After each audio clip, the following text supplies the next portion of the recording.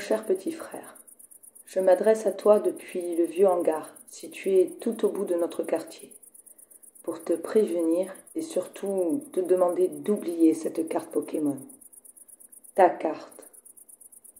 La fameuse carte impossible à retrouver, que j'ai retrouvée. Pour te dire vrai, tu le sais sûrement déjà, mais tu nous rendais fous avec cette carte. Je me souviens du jour où tu l'as ramenée à la maison. Tu étais comme un dingue, tu sautais partout. Je ne t'avais jamais vu aussi excité. Tu criais à tue-tête, « Une prototype, une prototype! J'ai une carte super rare, j'en reviens pas! C'est complètement dingue, j'ai trop de la chance! » Et puis tu m'as raconté comment, d'une façon complètement improbable, tu as dégoté cette carte, coincée dans une petite boîte en bois, elle-même dissimulée au fond d'une caisse de BD que tu venais d'acheter à la foire de l'occasion. Tu m'as expliqué tout le mal que tu avais eu à ouvrir cette petite boîte, et que c'est juste avant d'abandonner, avec l'idée de la jeter, que tu as réussi à l'ouvrir. Sur le coup, la déception t'a envahi. Elle semblait vide. Mais ce n'était qu'en apparence. Sur le fond, il y avait un petit pictogramme, et tu as remarqué un tout petit trou. Et si je me rappelle bien, c'est grâce à lui que tu m'as dit que tu avais pu ouvrir un compartiment secret dans lequel se trouvait la carte.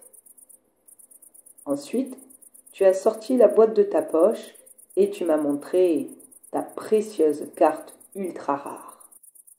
Avant de la ranger précautionneusement dans sa boîte, elle-même rangée dans un des tiroirs de ta commode. C'est le lendemain que les soucis ont commencé. Je me rappelle bien, tu voulais la montrer à Joanne, mais elle n'était plus dans le tiroir, et tu m'as accusé en priorité. Je t'ai affirmé que je n'y étais pour rien, mais tu n'en démordais pas. Joanne est rentrée chez lui, et puis j'ai commencé à t'aider à la chercher, à la fois pour te montrer que je n'y étais pour rien, et aussi pour t'aider car tu me rendais dingue à pester sans arrêt. On a retourné la chambre dans tous les sens et sans succès. Le lendemain, tu as retrouvé la boîte. Tu étais trop content, mais impossible de l'ouvrir.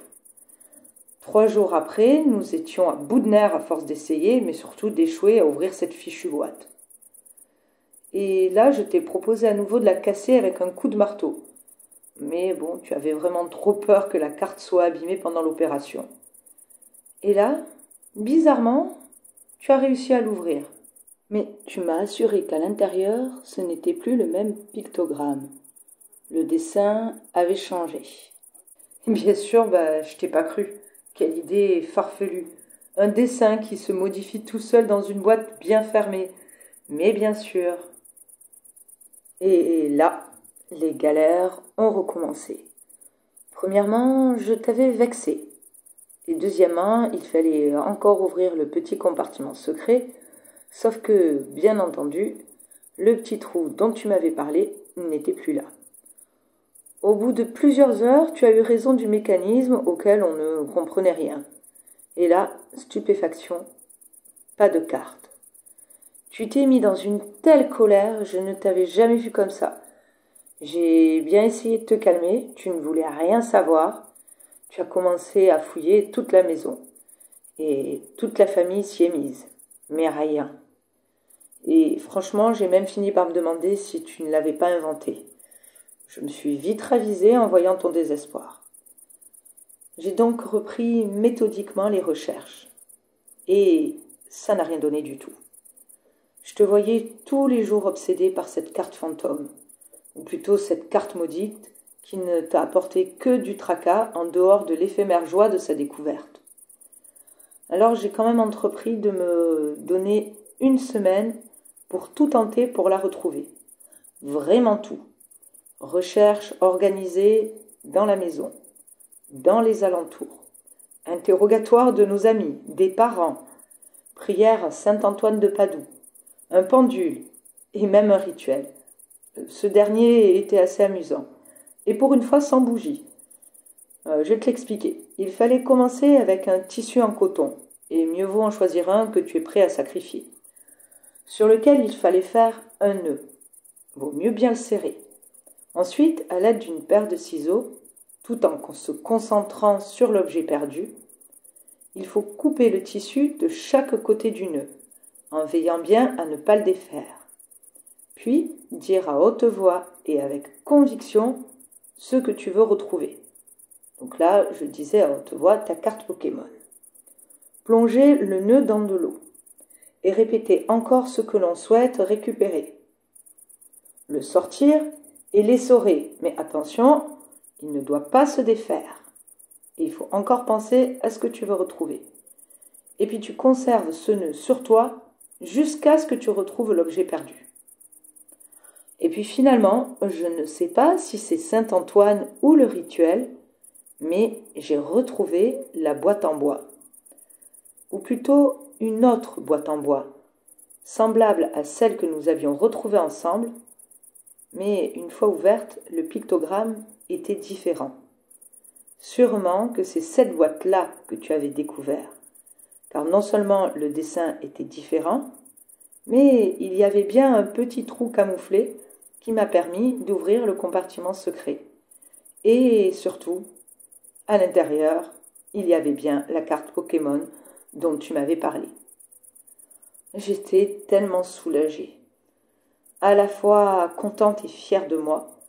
À cet instant, j'imaginais ta joie lorsque je te rendrai la boîte contenant la précieuse carte.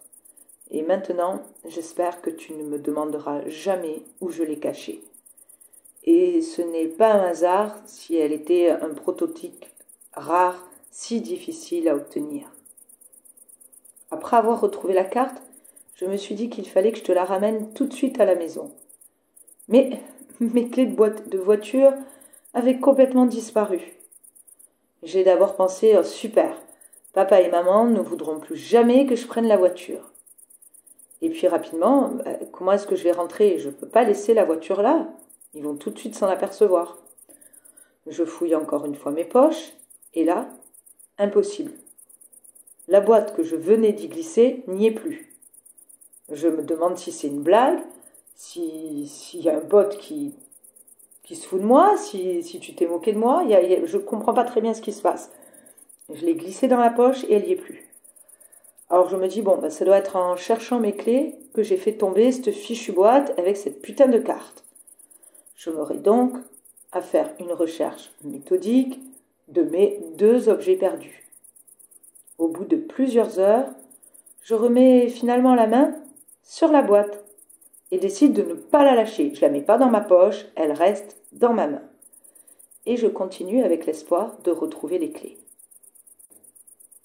Quand je les récupère enfin, j'ai l'impression que la boîte est chaude. Est-ce que c'est parce que je la tiens depuis tout ce temps?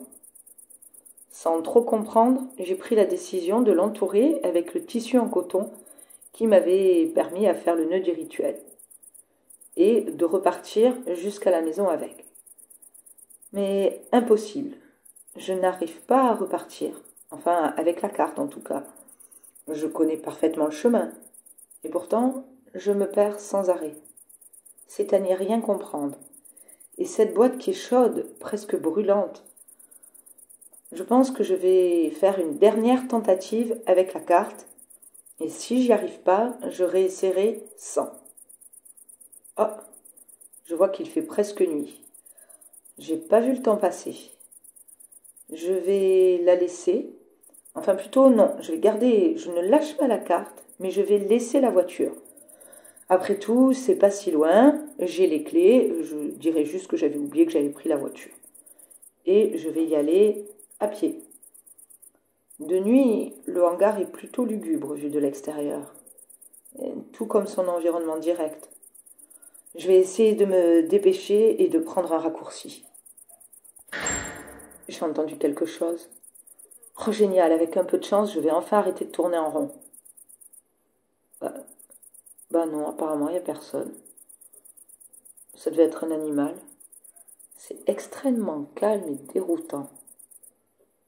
Un instant, j'ai cru voir une petite ombre, certainement un chat. J'ai un sentiment d'angoisse qui me gagne, j'ai envie de rentrer. Je vois la rue d'ici, celle que je dois prendre. Mais j'arrive pas à l'atteindre. Normalement, il suffirait que je contourne la vieille laiterie, mais quand j'arrive au bout, je suis de l'autre côté de la laiterie. Je me suis perdue, je comprends pas. Je suis sûre que ça vient de cette carte, elle est maudite. J'ai encore vu l'ombre et... c'est pas celle d'un chat. Franchement, tu vas me croire dingue, mais on dirait celle d'un fantôme Pokémon. Bon, ok, ça a l'air encore plus dingue qu'un symbole qui change tout seul. Mais en attendant, je flippe. J'ai trop peur de ne jamais réussir à rentrer à la maison si je garde cette carte avec moi. Je vais aller la cacher et essayer de rentrer à nouveau. J'éteins mon téléphone parce que j'ai beau appeler, ça tombe dans le vide. C'est comme si j'appelais et qu'il n'y avait jamais personne. Je comprends pas. Bon, écoute, je raccroche mon téléphone et j'espère te retrouver au moins d'ici demain matin.